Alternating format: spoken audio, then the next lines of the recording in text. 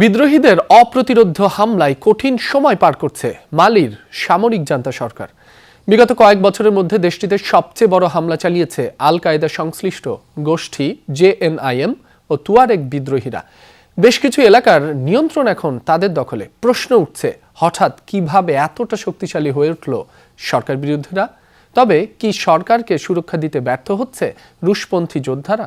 বাংলাদেশের প্রথম 5D AI inverter যুক্ত সর্বোচ্চ বিদ্যুৎ সাশ্রয়ী যমুনা এয়ার কন্ডিশনার।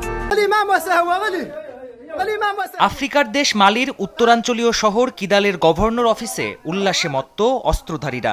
সম্প্রতি দেশটির বেশ কিছু শহর আর সামরিক ঘাঁটি দখলে নিয়েছে আল কায়েদা সংশ্লিষ্ট সশস্ত্র গোষ্ঠী জেএনআইএম ও তুয়ারেগ বিদ্রোহীরা।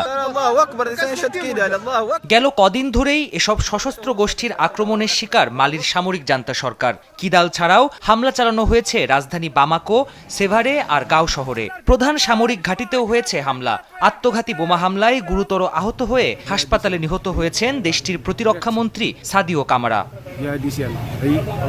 দীর্ঘদিন ধরেই আল কায়েদা ও আইএস সংশ্লিষ্ট বেশ কয়েকটি সশস্ত্র গোষ্ঠীকে মোকাবেলায় কাজ করছে মালি সেনাবাহিনী আর রুশপন্থী আফ্রিকান যোদ্ধাদের গ্রুপ আফ্রিকা কর্পস। তবে সাম্প্রতিক বছরগুলোর মধ্যে সবচেয়ে বড় এই হামলায় পিছু হটতে বাধ্য হয় তারা। প্রশ্ন উঠছে, হঠাৎ কেন এত বড় পরিসরের উত্তেজনা ছড়ালো দেশটিতে? কিদাল শহরের পতন প্রমাণ করে জেএনআইএম ও তুয়ারেগ বিদ্রোহীরা একসাথে এ হামলা চালিয়েছে, কারণ তাদের স্বার্থ এক। প্রথমে মালির সেনাবাহিনীকে পরাজিত করে পরে আফ্রিকা কর্পসের সেনাদেরও প্রত্যাহার চায় তারা। এমন পরিস্থিতিতে মালিতে রাশিয়ার মদতপুষ্ট সামরিক জান্তা সরকার টিকবে কিনা তা নিয়েও যথেষ্ট সংশয় প্রকাশ করেছেন বিশ্লেষকরা।